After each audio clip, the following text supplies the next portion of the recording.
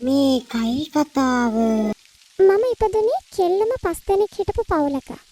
ඒ පවුලේ අක්කලා දෙන්නයි නංගිලා 3 දෙනයි අතරින් බාලම කෙනා වුණේ මම. අපේ ගෙදරට අලුතින් එකතු වුණු මගේ ලොකු අක්කගේ සැමියා සේනකయ్య ගැන තමයි මම මේ කියන්න යන්නේ. එයා මගේ මස්සිනා වුණාට මට නම් එයා දෙනුනේ අපේම පවුලේ වැඩිමහල් සහෝදරයෙක් වගේම බොහෝම ළඟ හිතවත් යාළුවෙක් විදිහටයි. අතීතයේ ඉඳන්ම සේනකయ్యලා අපේ ගෙදර එන්න පුරුදු වෙලා හිටියා. මාස 2-3කට සැරයක් යාලා එනවා කියන්නේ අපේ ගෙදර පුංචි උත්සවයක් වගේ. එයාට අපේ ගෙදර තිබුණේ ඉහළම සැලකිල්ලක්. ගෙදර ඉඩකඩ මදි නිසා එයාලා රැට නවතින්නේ මගේ කාමරේ. එදාට මම බිම පැදුරක් දාගෙන වෙන කාමරයක නිදා ගන්නවා. ඒත් මට ඒ ගැන කවදාවත් දුකක් හිතලා නැහැ.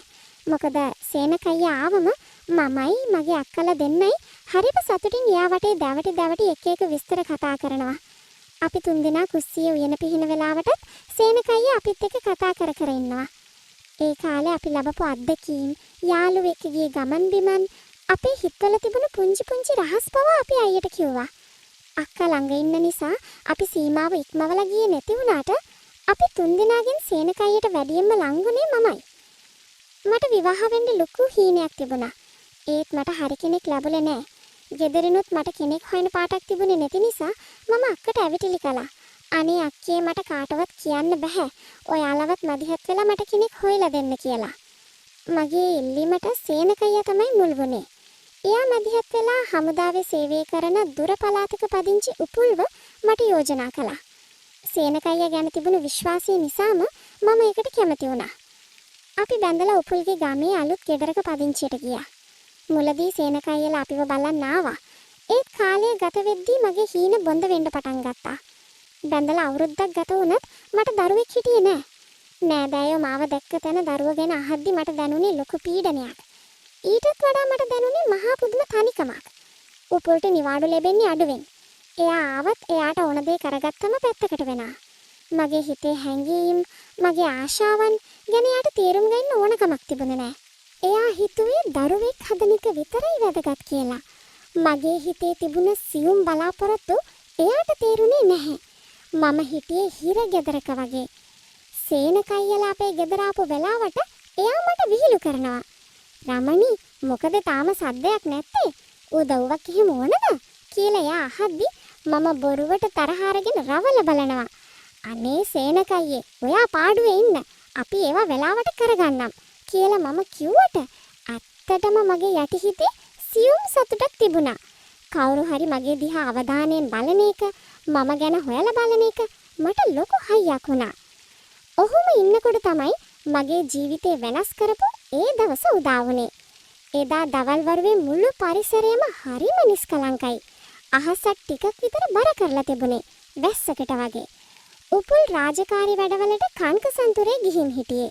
මට තනියට හිටපු ආච්චිත් අල්ලපු ගෙදරට ගිහින්. මම ගෙදර තනියම සාලේ පුටුවක වාඩි වෙලා කල්පනා කර ඉන්නකොට එකපාරටම යතුරු පැදියක් නවත්වන සද්දයක් ඇහුණා. මම ජනේලෙන් නෙබිලා බලද්දි දැක්කේ සේනකయ్య එයාගේ බයික් එකකින් බහලා එනවා. මට ඇති වුණු සතුට වචනෙන් කියන්න බෑ. පාළුවෙන් මැරි හිටපු මට කාන්තාරයට වතුර ටිකක් ලැබුණා වගේ.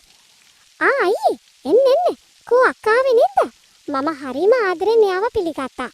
අයියා අතේ තිබුණු ලොකු බිස්කට් පැකට් එකයි කෙසෙල් ලැබරියයි මට දුන්නා. නෑ නංගි, මම මේ හදිස්සියට මාතලේ ආපු ගමන් හිතුණ ඔයාව බලලා යන්න. කෝ ගෙදර කවුරුත් නැද්ද? එයා වටපිට බලමින් ඇහුවා. උපුල්ට තාම නිවාඩු නෑ අයියේ. ආච්චි තල්ලපු ගෙදරට ගියා.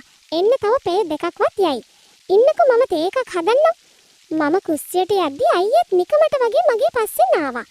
මම ගෙදරට ඇඳින සාමාන්‍ය ඇඳුමින් හිටියේ. කුස්සියේ වැඩ කරන අතරේ මට දැනුණා අයියා මගේ දිහා බලාගෙන ඉන්නවා කියලා. ඒ බැල්මේ තිබුණේ සහෝදරකමට එහා ගිය ලොකු හිතවත්කමක්. මගේ හිත ගැහෙන්න පටන් ගත්තා. ෂා, කෙල්ල දැන් හරිම ලස්සනයිනේ. ඉස්සරට වඩා ඇඟ හැම පිරිලා. අයියා hina වෙලා කිව්වා. අයියේ නිකන් බොරු නොකිය ඉන්න මම ලැජ්ජාවෙන් බිම බලාගෙන කිව්වා. නෑ රමණි, මම බොරු නෙමෙයි කිව්වේ. ඔයා දැන් හරිම හැඩයි. ඔයාගේ මේ වෙනස මට නම් හිතා ගන්නත් බෑ. හරියට පිපිච්ච මලක් වගේ. එයාගේ වචන මගේ හිත පතුලටම වැදුනා. මගේ සැමියගෙන් මට කවදාවත් නොලැබුණු අගකීරීමක් එයාගෙන් ලැබුණේ. මම hina වෙවි තේ එක එයාට දුන්නා. එයා තේ එක ගන්න ගමන් මගේ ඇස් දෙකට කෙලින්ම බැලුවා. ඒ බැල්ම නිසා මට වචන අමතක වුණා. තේ එක හරිම රසයි. ඒත් හදපු කෙනා තරම් රස නැහැ. අයියා හීන් හඩින් කියද්දි මගේ ඇඟ සීතල වෙලා ගියා. අපෝ ඔයා නම් අක්කා හිටියනම් ඔහම කියන්නේ නැහැ. මම යන්න හැදුවත් අයියා මගේ අතින් අල්ලලා නැවතුවා. ඇත්ත කියන්න රමණි, ඔයා සතුටින් නේද ඉන්නේ? උපුල් එක්ක ජීවිතේ හොඳයිද? ඔයා මේ තරම් ලස්සනට ඉන්නේ එයාගෙන් හොඳට ආදරේ ලැබෙන නිසා වෙන්නේ නැති. අයියාගේ කරුණාවන්ත ප්‍රශ්නයත් එක්ක මට තවදුරටත් මගේ දුක හංගගෙන ඉන්න බැරි වුණා. මගේ ඇස්වලට කඳුළු පිරුණා. මම ඉබේටම මගේ අයියාගේ පපුවට හේතු වුණා. අනේ අයියේ, මට කාටවත් කියන්න බැරි දුකක් තියෙනවා. මම ඉකිගසමින් කිව්වා. අපි බැඳලා අවුරුද්දකටත් වැඩි වුණාට උපුල් ගෙදර ඉන්නේ හරිම අඩුවෙන්. මගේ හිතේ තියෙන හැඟීම් එයා තේරුම් ගන්නේ නැහැ. මම ගැන යාට කිසිම උනන්දුවක් නැහැ. මම මේ ගෙදර නිකන් පිස්සියක් වඩේ තනි වෙලා ඉන්නේ. මම මගේ හිතේ තිබුණු පීඩනය, හුදකලාව ඔක්කොම අයියා ඉස්සරහ දිගහැරියා. මම කොච්චර බලාපොරොත්තු තියාගෙනද හිටියේ? ඒත් මට හරියමන් සතුටක් ලැබෙන්නේ නැහැ. අයියා මාව තදින් තුරුල් කරගෙන මගේ ඔළුව අත ගෑවා. අඬන්න එපා රමණි. ප්‍රශ්න හැමදාම තියෙන්නේ නැහැ. මම ඉන්නවනේ. එයා මාව සනසද්දි මට දැනුනේ ලොකු ආරක්ෂාවක්.